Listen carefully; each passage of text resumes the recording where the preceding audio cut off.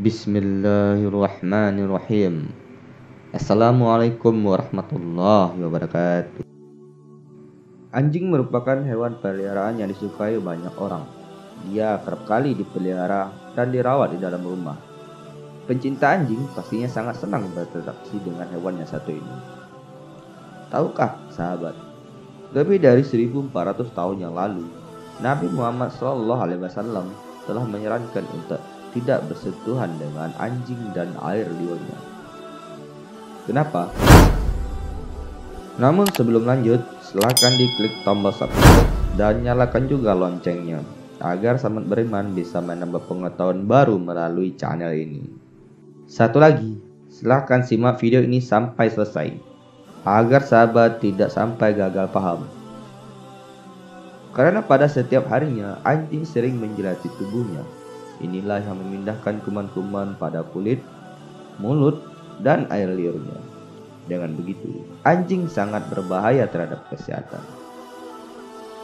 Diriwayatkan oleh Abu Hurairah bahwa Rasulullah SAW bersabda, apabila anjing menjilat wadah seseorang, maka berilah bekasnya lalu basuhlah wadah itu 7 kali.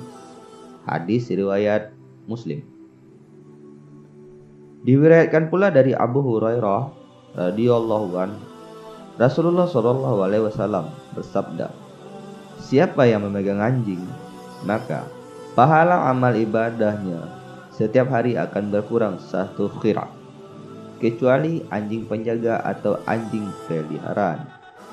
Hadis riwayat Bukhari dan Muslim. Kalau kita perhatikan bahwa hadis pertama dan hadis kedua mengisyaratkan perintah untuk mengerik wadah bekas jilatan anjing dan haram mendidik anjing untuk kepentingan yang tidak mendesak. Ilmu pengetahuan telah berhasil menemukan beberapa kesimpulan yang mencengangkan terkait dengan kenajisan anjing. Dr. Al-Ismaili Al-Muhajir mengatakan bahwa penemuan baru dalam bidang kedokteran menguatkan apa yang disabdakan oleh Nabi Muhammad SAW. Ketika itu, para dokter mengingatkan untuk berhati-hati saat menyentuh anjing dan mencandainya.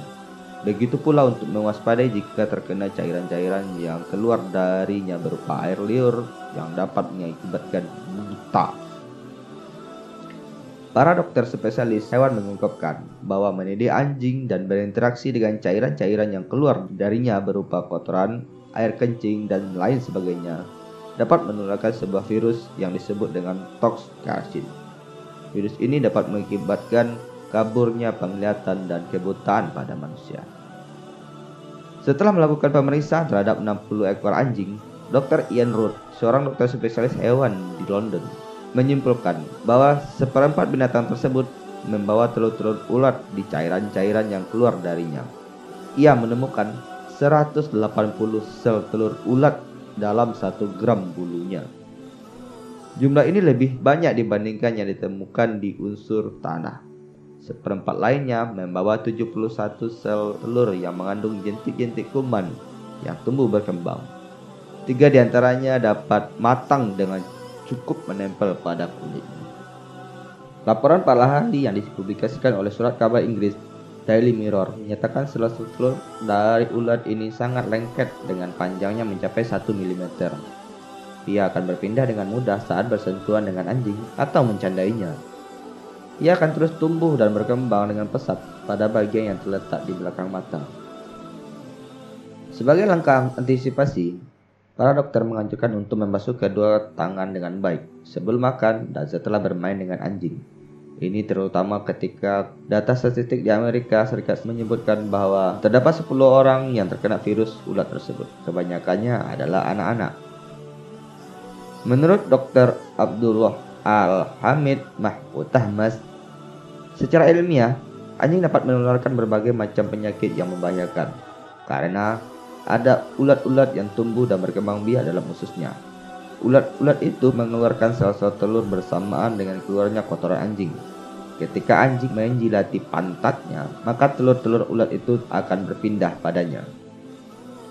Kemudian, dari jilatan anjing inilah sel-sel telur ulat itu akan berpindah pada wadah, piring, dan tangan para pemiliknya. Di antaranya ada yang masuk ke dalam perut lalu menuju ke pencernaan. Kemudian kulit telur-telur itu terkelupas dan keluarlah anak-anak ulat yang langsung bercampur baur dengan darah dan lendir. Membasuh jilatan anjing harus dengan tanah. Mengapa? Para dokter mengungkapkan alasan penggunaan tanah dalam menghilangkan najis yang berasal dari anjing, dan mengapa membasuh dengan air saja tidak cukup untuk menghilangkannya. Membasuh dengan menggunakan tanah lebih kuat dalam proses sterilisasi dibandingkan membasuh dengan air. Diriwayatkan oleh Abu Hurairah, Rasulullah SAW bersabda, "Sucinya wadah seseorang saat dijalati anjing adalah dengan membasuh 7 kali, salah satunya dengan menggunakan tanah." Hadis riwayat Muslim. Dikutip dari ensiklopedia Mukjizat Al-Quran dan hadis bahwa dari penemuan ilmiah berkaitan dengan hadis tersebut adalah kesimpulan para dokter yang menetapkan bahwa dalam proses membasuh wadah bekas jilatan anjing harus disertai dengan tanah. Dalam sebuah forum tentang kesehatan umum mengemukakan rahasia kenapa harus tanah tidak bahan lain. Dalam forum tersebut dijelaskan hikmah 7 kali basuhan yang salah satu dengan tanah dalam menghilangkan najis jilatan anjing, karena virus anjing itu sangat lembut dan sangat kecil. Sebagaimana diketahui, semakin kecil ukuran mikroba, ia akan semakin efektif untuk menempel dan melekat pada dinding sebuah wadah. Air liur anjing sangat mengandung virus berbentuk pita cair. Maka dalam hal ini, tanah berperan sebagai penyerap mikroba sekaligus virus-virus yang menempel lembut pada wadah. Kemudian secara ilmiah, tanah mengandung 2 materi yang dapat membunuh kuman-kuman. Menurut para dokter, ilmuwan kedokteran modern telah menetapkan bahwa tanah mengandung 2 materi, yakni tetrasilin dan tetrarolet. 2 unsur ini digunakan untuk proses pembasmian atau sterilisasi beberapa kuman. Dahulu, beberapa dokter peneliti memperkirakan bahwa tanah kuburan mengandung kuman-kuman tertentu yang berasal dari bangkai-bangkai mayat yang dikubur. Namun sekarang eksperimen dan beberapa hipotesa menjelaskan bahwa tanah merupakan unsur yang efektif dalam membunuh kuman. Dalam sebuah buku himpunan dokter ahli berpendapat, pada masa modern sekarang ini, para ilmuwan telah melakukan analisis terhadap tanah kuburan untuk mengetahui kuman-kuman yang terkandung di dalamnya. Mereka berkeyakinan dapat menemukan kuman-kuman yang membahayakan dalam jumlah yang banyak. Asumsi ini berdasarkan sebuah fakta bahwa banyak manusia yang mati karena penyakit yang ditularkan melalui kuman. Namun setelah diadakan penelitian, ternyata mereka tidak menemui bekas apapun dari kuman penyakit tersebut di dalam tanah. Akhirnya mereka menarik kesimpulan bahwa tanah memiliki keunggulan dalam membunuh kuman yang membahayakan. Jika tidak, tentu kuman yang akan banyak dan menyebar kemana-mana. Padahal, jauh sebelum mereka menemukan kesimpulan tersebut, Nabi SAW mengukuhkan hal-hal itu di dalam hadis-hadisnya. Menurut Muhammad Kamil Abdul Al-Samad, mukjizat ilmiah dengan jelas sangat mendukung penggunaan tanah pada salah satu dari 7 kali basuhan dalam menghilangkan najis jilatan anjing. Ia melansir bahwa tanah mengandung unsur yang cukup kuat menghilangkan bibit-bibit penyakit dan kuman-kuman. Hal ini berdasarkan bahwa molekul-molekul yang terkandung di dalam tanah menyatu dengan kuman-kuman tersebut, sehingga mempermudah dalam proses sterilisasi kuman secara keseluruhan. Ini sebagaimana tanah juga mengandung materi-materi yang dapat mensterilisasi bibit-bibit kuman tersebut.